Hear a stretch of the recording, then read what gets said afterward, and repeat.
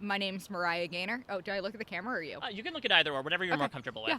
My name's Moriah Gaynor. I'm 28 years old, and I'm a program coordinator for local government. Yeah, so for the city of San Diego, Yes, is that correct? for the city of San Diego. How did that happen? I'm incredibly curious. So a lot of luck and a lot of phone banking hours, to be honest. Mm-hmm. I'm not originally from San Diego, so the fact that I'm in local government means I'm a complete nerd for local gossip, basically. But I moved out there about 4 years ago, and I just said, screw it. I've always loved politics. I want to get involved in that. I've never had the wherewithal to do it before because I was oh no, but blah, blah, blah, already volunteered. They'd never accept me. Not true. Mm-hmm. So I just volunteered with a local mayoral campaign, worked on that for a minute, and they said, oh my God, you're competent. Here's more stuff to do. And I just rose that rank on that mayoral campaign until I was deputy campaign manager. And then she had an opening in her office for communications director, so she didn't win the election, but I was able to get in her office. I transferred over to the person who took over her office, actually. And then after being communications director for a bit, I found an opening in their performance and analytics department and somehow magically waltzed in. That's incredible. So what is it like? I guess... As a TV nerd, the closest thing I think to is Parks and Rec. Is that comparable at all? Yeah, I'm a good B plot on Parks and Rec, to be honest. Some of the antics you get into is we had a good while trying to figure out a new printer code when everything stopped working. We had a ceiling tile fall one day and we had to evacuate from asbestos. It's really a ho-hum situation up there, but the impact that you have, it really is Parks and Rec. I am such a nerd for doing a little thing and getting a major accomplishment of I just took a new service live for people can report it on their phones. Oh, my neighbor's running an illegal short-term vacation rental. And I'll help to make that happen. And I'm yes, I did it. Illegal short-term vacation rentals are on the app. It's the small victories that I think you have to cherish in life. Otherwise, if you're just chasing the shark, you're missing all the fish. Oh, especially in bureaucracy of it feels like you're walking through molasses some days. So when you even some days I'll be they replied back. Oh my God, happy day. So then when Survivor replies back and says, congratulations, you're a contestant on the newest season, what has led you to this path that's sitting in front of me? What made you decide, amidst all the different departments that you've been a part of, that Survivor player would be a part of that as well? I'm a complex creature, Mike Bloom. So I have a lot of many hobbies and interests, and I am just the type of person to kind of take the bull by the horn. Again, local government, not something you normally see an outsider in. But for me, it's comes in many facets. I play D&D, I'm trying surfing, I brew beer, I just got my master's. Let's get super nerdy here. What's your preferred class and race that you play? So I like playing a half-elf warlock. Ooh, okay. My whole thing is that I love, and this applies a lot to Survivor, is I love the idea that you can enter this game and players can think of you as one way and you actually get to be something else. Absolutely. They're thinking you're going to pull out the bow at any point in time, and then when you hit them with the spell, they'll never see it coming. I literally just told a producer the word Eldritch Blast, and they're what is that? And I'm the one thing every warlock knows, baby. Yeah, you just gave Jeff, I think, a new idea for a twist. I know we just passed by the whole medieval theme, but just tell me about these Eldritch Blasts and how they apply to the game. Excuse me, are you holding an Eldritch Blast? I have the knowledge is power advantage. Yeah, you can take any spell slot from any person that might be left there. I'll take your level 10, please. Well, what's your history with watching Survivor? Yeah. Is this something you've been doing for a long time? Are you a quarantine binger? No. So I'm somewhere in between. I am a super fan, so let's get that out of the way. Okay. But I came in the weirdest season possible. My first season watching was Cochrane's win, which was kind of this all-star season. So of course I missed 90% of what was going on in the subtext there. Yeah. But it just captivated me. And so I kind of extended back and watched all of them and then watched everyone since. And I think the thing that really spoke to me is I'm a nerd. Yeah. I did not fit in growing up and going on, watching Survivor and seeing players like Cochrane, Aubrey, and this wonderful parade of strong, independent, quirky women, of Hannah, Kellen, Gabby, Franny. Yeah. That really kind of helped myself be more comfortable in my own skin. So to that point, If you were to give me one winner and one non-winner that you associate with the most, is it part of that list you just mentioned of the nerds? Yes, the parade of nerds I just mentioned. The nerd parade. The nerd parade is strong in Survivor. Yeah. But, of course. Well, that being said, I mean, when it comes to perception, Yeah. is that something you're aware of, especially considering, like, we have seen Nerds Do Well. You talk about Franny, someone who had a lot of success in many different ways. Is that something that you're actively trying to play into or against? I think I'm going to be playing a little bit against that, to be honest. I think my personality, like, I am a very social person. I love talking to people, and I think I talk to people pretty well, to be honest. So I think if I get into that nerd perception, people are going to put 2 and 2 together and be like, well, she's smart, she can do puzzles, I like her. That's a red flag on Survivor. That's a one-way ticket to Ponderosa, my friend. Yeah. So I think I'm almost trying to play that down a little bit, but at the same time, I'm okay to dork out. And, like, what that means is, like, maybe I'm not talking about NASA or talking about how, like, I do the crossword every day, but I can relate to someone over if there are any fantasy people there. Like, I play some video games, not that many, but, like, enough to make conversation with, and something I can lean into. Are you going to tell anybody about your current occupation? So that's been a hot question. I mean, yeah. I've thought about this a lot, and being in public service is such a core part of who I am that the way I'm kind of framing it is I do IT for the city. I don't want to mention the word government. I don't want to mention the word politics. I don't want to even mention my department. But when people think the city, they think, like, you know, garbage or garbage pickup, like civil service. Like, it's not as political. Yeah. And I think that's kind of a middle ground of not, you know, wiping out my personality, but maybe not being like, when I deputy campaign managed. Yeah. Like, so that being said, I mean, obviously, politics is a literal part of Survivor. What do you think is going to be most applicable from everything you've done for the city to now being out on the island?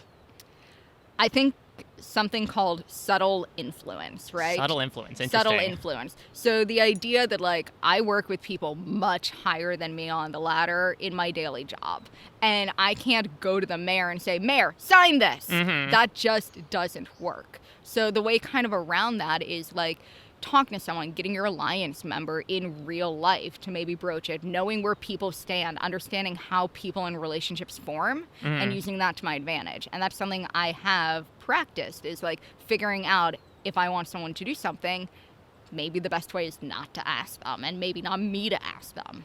You talked in your bio about how organizational you are, that you are like Miss Google Sheets, right? Yeah. Is that something that's going to apply to the game as well? Because things can get so messy. Are you hoping to try to keep things in as many neat little boxes as possible, or is that just a foregone conclusion? So I feel like I'm going to sound like a crazy woman saying this, but I'm going to try and keep them in the neat little boxes in my mind. Okay. Of, like, it's not necessarily something like you are this, you are that, you are that, but I think this really comes into play in, like, relationships and alliances. It's just understanding, like, maybe even a numerical, like, they were an 8-9, like, hot or cold, or, like, trying to figure out a system to remember where everyone is, who everyone is talking to or relating to. And, like, that's not really putting them in boxes, but rather checking their progress and temperature over time. Yeah, you got to get those, like, color-coded charts going on as well to see how warm or cold something is. Don't tempt me with a good time, Mike Bloom.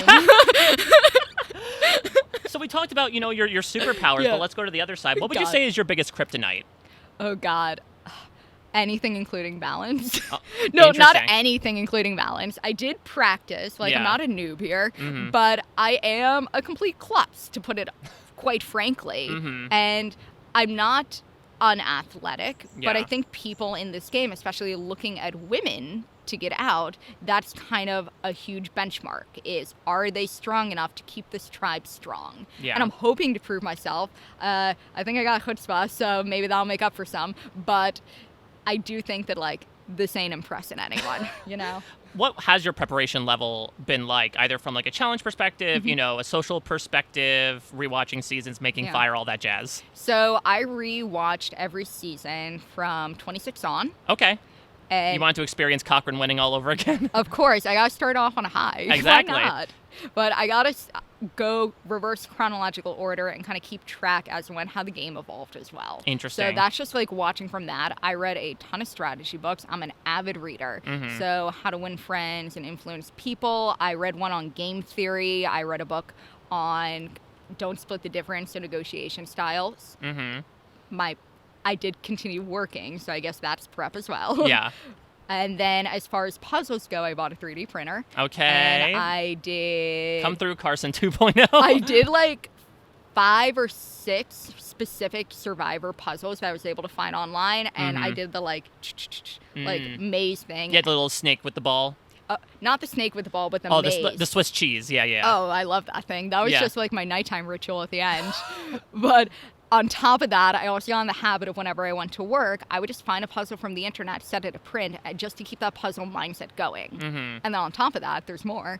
I do the New York crossword every day. I do Sudoku. I do the New York Times Mini. I do the Wordle. And my little sister is a teacher, so she gave me a bunch of cute little, like, summertime unscramble these words, like, worksheets. So you're hoping that you get to the final 5 when we get this, like, unscramble the letters to find the advantage type of thing. I mean, that's either my dream or my nightmare, because now that I said it, I won't be able to do it, of course. I mean, that'll be after 24 days of, like, malnourishment and exhaustion. So I think you could forgive yourself a little bit that the junior jumbles you did may not pan out. I will say with the junior jumbles, at first she gave it to me, and she's a 2nd grade teacher, right? So she gave me these jumbles, and I looked at them, and I'm like, oh, these are hard. And I got in my mind, and I'm like, am I dumber than a 2nd grader? I saw that show, Are You as Smart as a 5th Grader? I am not. And I kind of, like, put them aside for a while until I talked to her, and she's just like, oh, no, those are for 12th grade. You're fine. And I'm like, okay, that's fine. I'll give them to me then. That's fine. And listen, some of the people you might be playing with might be, like, a bit older than a 12th grader. So, like, if you're on their level, then that's your competition. Yeah, so once I got out of my mind that I was, in fact, passing 2nd grade standards, I felt a little bit better about myself. Speaking of your competition, what are you looking for in an alliance partner? Are you eyeballing, like, a ride or die, take to day 26 type of person? I can be. My biggest strength is going to be my flexibility. I'm incredibly resilient as a person. Like, growing up, like, in my adult life, I left Florida, lived in Wisconsin, New York, and now San Diego. I've worked in IT, healthcare, politics, PR. I've waitressed. Like, I've been able to go with the flow in my professional life, even though I don't seem like that loosey-goosey type of person. So I could see someone, but it's really going to be a feel for me. And the number one thing I'm actually looking for in my alliance member is someone I can read better than anyone else in the game. Interesting. I want to make sure that I get to, because they're your second set of eyes and ears, right? Yeah. So I want to know what they're telling me and what they're not telling me. And the best way to do that is to find someone that you can read well. Well, let's talk about perhaps you reading some people around here, right? It's been some days. You've been able to make eyes with people. Is there anyone that you are looking at right now as someone that you might see could be that second set of eyes and ears, that if they show up on the beach with you, you're like, best case scenario? I have a few picked out. Okay. There are a few different people that seem like a really good person, like similar temperament. Maybe I see them reading, maybe I don't. It's fine. Yeah, describe them to me. Yeah, like, there's this one woman next to me, really cool freckles. Like, she seems like a very, like, similar pace type of person. Interesting. Similar, like, a guy with, like, a beard. I'm also looking for maybe people who wanted, like, initially pair together. So maybe a little bit more covert. The one that's kind of the big question mark is there's a woman on here who I swear, like, looks like my older sister and is, like, a doppelganger. I don't know. I mean, that would be the ultimate twist if you found out, like, your older sister had come out to play and you don't even know it. Surprise, it's not Survivor. It's, like, Ancestry 23 and Yeah, me. exactly. This is blood versus water, but only for you. Really, though. But, like, it is scary. Like, so far, like, everyone in the hotel has got it mixed up at least once. Like, someone has handed me her meals before. Like, the best way to describe her is she has the hair and the glasses, except her glasses are rainbow. You'll meet her. Yeah. It also helps that the first day we were both wearing a backward ball cap. So let's say you and her meet up on the beach. Are you like, there can only be one, or are you like working together? Maybe you'll do a little bit of like parent trap swap places. We'll have to see. I'm hoping the tribe doesn't look at us and say there can only be one. Yeah. Because if that's the way it'd be, it's going to be me. But I think if I do end up working with her, and it all depends on, personality, and like I haven't heard her say a single word here. Right. So I think if there is something there, it would be more covert because people would look at us and expect us to work together. So people are going to be looking for that. Now, how about on the other side of things? Is there anyone that you're eyeballing and you're like, listen, if I get on the beach with you, I'm writing your name down first chance I get? Yes, there is. I'm a judgy bitch. I know. There are a few, not a few, but there's one or two people who I'm like, I don't see you as maybe like someone who's really going to give it your all. And I truly like, you should always keep your eye on the horizon, but the first part of the game is a group game. Right. The group will determine your fate more so than the individual. So I can see them maybe playing an individual game a little bit too early or too eager. And to me, that's a red flag on a tribe member. That's a red flag on an alliance member. That's a red flag on anyone on the beach. Yeah, is there any descriptions you could give me of those types of people as well? I'll say one, I can see like there's one woman absolute drop dead gorgeous. Oh, okay. Yes. I don't know if like her and I might like necessarily get along. Just seems like different. Is that also the woman who looks like you? Is that what you're trying to say? There's an absolute stunner out there as the one that looks exactly like me. Exactly. She's doing great in life. Love it. So when it comes to advantages, Yes. let's say first few days, a boat shows up to your camp and they say, okay, one person has to go on a journey. What's your tactic there? Are you volunteering to go? Are you trying to like get someone else to go? How are you approaching that type of dilemma? I think Lauren was a genius and unfortunately can never be repeated. I know, you're going to know that there's going to be 17 other people that are going to be like, I need to draw rocks too. Oh, yeah, I'll get the rocks. No, you won't. Yeah. So I think my start is maybe not that. I'm really hoping, but hope's not a strategy. So I think especially on the first few days, it is a lot about just taking it as it comes. And almost, I don't want to say reacting because you should have a hand in it. Maybe the person that goes on, I might want to make a decision right then. Are they my partner or are they my foe? Because either way, they're powerful and that's something you can work with. When it comes to advantages in general outside of those first few days, how hungry are you going to be for them? Or are you going to politely push the plate away and go back to the buffet for something else? Well, they don't give us any food, so I'll be starving. Yeah, that's true. Well, and we saw Danny actually eat a clue, so like, any port in the storm. I mean, if it's edible, why not? But I personally, like, this is my dream being here. I am a grab the bull by the horns type of person. Yeah. So I don't want to be too obvious about it, but I'm looking to play. I mean, advantages in this game is knowledge, which is, I won't say power, but it is currency. Yeah. And, you know, when you have a little bit of change in your pocket, whether you're playing it or not, that's how you can really make stuff happen. You can, like, move alliances, you can manipulate people, you can, like, leak information or even deflect. Yeah. So getting that advantage to me is part about that advantage, but also about that, like, confidence and power it gives you in the game. I have to bring up something you wrote in your bio. Okay. You never know how much I second guess myself. And it's so interesting given you have had such like a journey-filled life already, right? You talk about the number of jobs and locations that you've been to. Is this something you've lived with your entire life? 1,000%. I always have like that like nagging voice in my head of like even like going back to my doppelganger. I got here and immediately like imposter syndrome just filled me. I'm like, it is literal imposter syndrome. I'm like, I'm not even the best Moriah here. Are you kidding me? She has rainbow glasses? That's not fair. Yeah. So like it's kind of there at all times in my life. And I know that I hear it a lot is I present very confidently. I tend to like present this like, I don't want to say a front, but I feel like I present a lot more confident than I actually am. And a part of my fear is I'm just going to show this 100% like confident, unwavering person. And that's just not it at me. Yeah. And I will say that would be a first for Survivor to show an confident, unwavering person.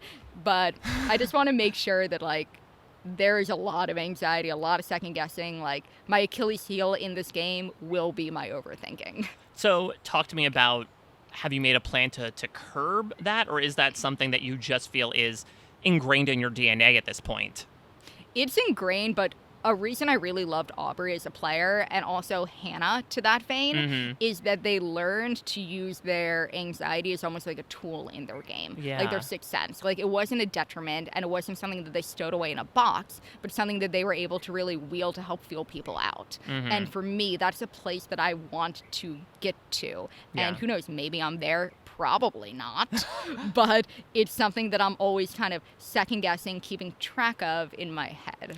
Do you have a typical process for decision making? Because I would imagine, especially in your job, that, you know, and especially given the Google Sheets of it all, is there a internal decision tree? What do you rely on usually when it comes to making a final judgment on something? I'm a big fact person, so you can get wrapped up in these emotions and like thinking it through and these gut feelings and all, but like, you know, Tony screwed a lot of gut feelings. Like, he just took your guts, wrapped them up, and had them for dinner. So that's not something you can always trust in this game. It's not something I want to discount. Yeah. But you got to go back to, like, your list of, like, do they have an advantage? Are they for me? Like, are they vying for me? Where do I stand with them? Where do they stand with me? So I think, like, having this almost, like, breakdown to help make decisions helps it unmurk the waters a little bit. Yeah, because I was going to ask with this concept of overthinking, which is incredibly relatable on my part. I mean, how does that match up with the new era, where there is so much out there in terms of knowns and advantages and unknowns of you never know when you might be split apart the next day? Do you feel like that's conducive for this particular era of Survivor, or do you think this is more so like a weakness for you? It's a dream come true for this era of Survivor. Less time means less time to overthink. That's a good call.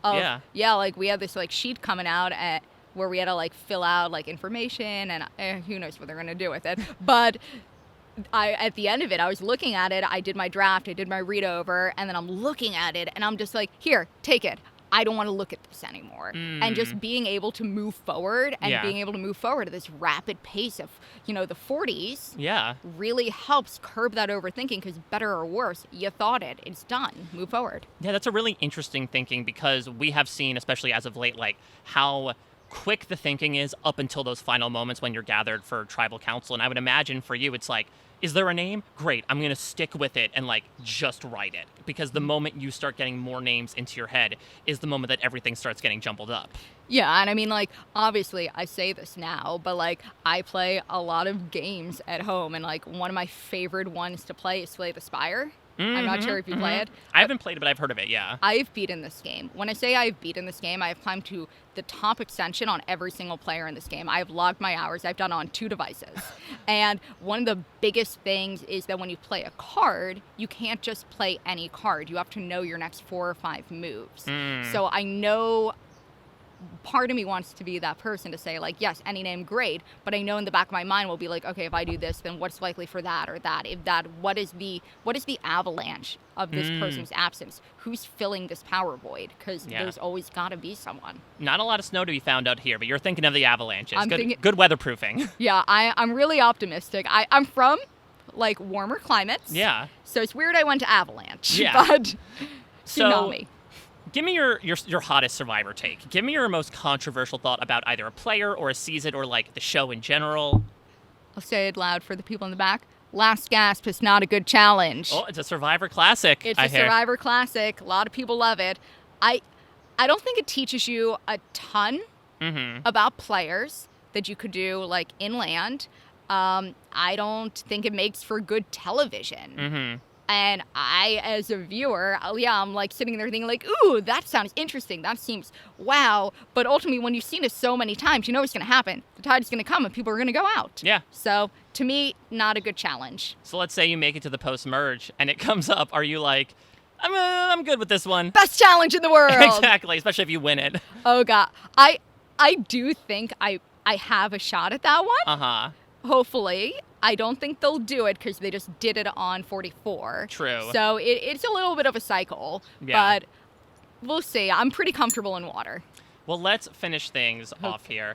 If you could pick a celebrity or a fictional character to come out as your loved one, who would it be and why? Oh, that is a good one. Honestly, I'm going to go with Tom Hanks from Castaway.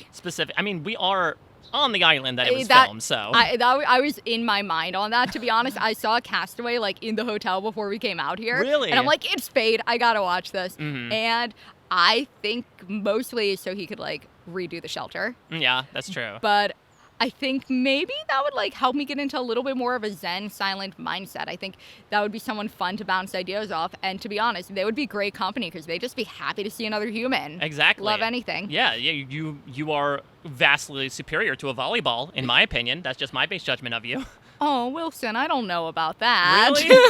That was a very impactful volleyball. I mean, I suppose so, but at the same time, I'd rather have someone to talk to. And I guess the good news is if you have, like, dental problems, he'd be able to, use, like, an ice skate to, like, give himself a root canal? Yeah, bad scene. Well, the good news is that Survivor will definitely be less painful than a root canal, so to be determined. Well, your fate is to be determined, but for right now, I'm so happy I got the chance to talk with you. This was such a delight. This was such a delight. And Thank you. I'm so excited to see what happens next. How are you doing right now? What's sort of the temperature check at this moment? Okay, so I'll go back to Jesse on this. What do you mean temperature check? Like hot, cold, 1 to 10? Yeah, exactly. What are you feeling, particularly warm about your prospects in the game? Is the anxiety that you're talking about before flooding in right now as you're talking with me? I think there's definitely a trickling stream of anxiety just about the unknown. We don't know the tribes. We don't know who's on our tribe. Yeah. We don't know literally jack shit about what's gonna happen. So there's that like anxiety, the unknown, like kind of this undercurrent, if you will, but there's an overwhelming tide of just looking around. This cast seems phenomenal. Yeah. Everyone seems smiles all around, which, is so rare in Survivor, which is why it's day 0. Mm-hmm. But I'm anxious and excited and really ready to start this adventure. You're at least anxious to find out if that other person is related to you. Yeah, I don't think we have like ancestry like technology on the island, Yeah. but who knows, maybe it'll be in a reward, like the 23andMe Go reward. to the sanctuary sponsored by 23andMe. Yeah. That'd be a jump. Only for you two, though. We got to figure some stuff out. This was so fantastic to talk with you. I'll let you get back to everything with the rest of your day, but so great meeting with you, and enjoy what's to come in the next few days. Thank you. I'll do at least that. All right, you're good to go. Thank you so much again. Have a great one. Thank you. You too. All ready? Yeah, I think you're